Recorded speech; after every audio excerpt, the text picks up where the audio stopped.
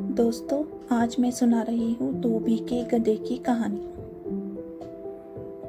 किसी एक गांव में एक धोबी अपने गधे के साथ रहता था। वह रोज सुबह अपने गधे के साथ लोगों के घरों से गंदे कपड़े लाता और उन्हें धोकर वापस उन लोगों को दे देता था। यही उसका दिन भर का काम था और इसी से उसकी रोजी रोटी भी चलती थी। गधा कई सालों से धोबी के साथ काम कर रहा था और अब समय के साथ साथ वह बूढ़ा हो गया था। बढ़ती उम्र ने उसे थोड़ा कमजोर बना दिया था, जिस वजह से वह ज्यादा कपड़ों का वजन नहीं उठा पाता था। एक दिन दोपहर में क्या हुआ, धोबी अपने गधे के साथ कपड़े धोने धोबी घाट जा रहा था। धूप तेजी थी और गर्मी की वजह से दोनों की हालत खराब हो रही थी। गर्मी के साथ साथ कपड़ों के अधिक वजन के कारण गधे को चलने में थोड़ी सी परेशानी हो रही थी। वो दोनों घाट की तरफ जा ही रहे थे कि अचानक गधे का पैर लड़खड़ाया और वह एक गहरे गड्ढे में गिर गया। अपने गधे को गड्ढे में गिरा देख धोबी घबरा गया और उसे बाहर निकालने के लिए जतन करने लगा। बूढ़ा और कमजोर होने के बावजूद गधे ने गड्ढे से बाहर निकलने में अपनी सारी ताकत लगा दी, लेकिन गधा और धोबी दोनों नाकामयाब रहे। धोबी को इतनी मेहनत करते देख कुछ गांव वाले उसकी मदद के लिए पहुंच गए, लेकिन कोई भी उसे गड्ढे से बाहर नहीं निकाल पाया।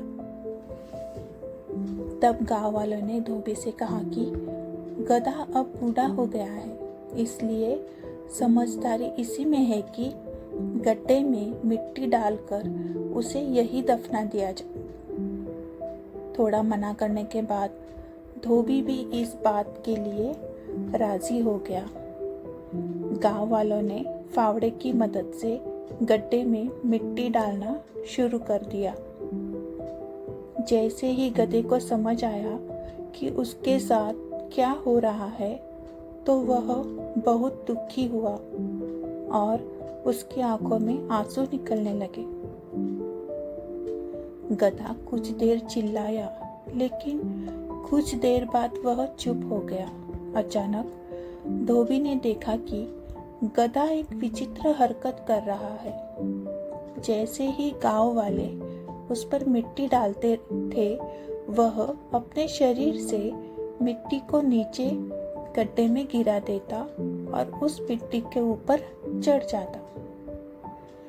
ऐसा लगातार करते रहने से गड्ढे में मिट्टी भरती रही और गधा उस पर चढ़ते हुए ऊपर आ गया। अपने गधे की इस चतुराई को देखकर धोबी की आंखों में खुशी के आंसू आ गए और उसने गधे को गले से लगा लिया। इस तरह से गधा ऊपर आ गया। तो दोस्तों, इस कहानी से हमें ये सीख मिलती है कि मुश्किल से मुश्किल परिस्थिति में भी आप अपनी बुद्धि का प्रयोग कर कठिनाई को पार कर सकते हैं। तो दोस्तों, आपको ये कहानी कैसी लगी? कहानी अच्छी लगी तो ज़रूर लाइक और शेयर करें और कमेंट करना ना भूलें। धन्यवाद।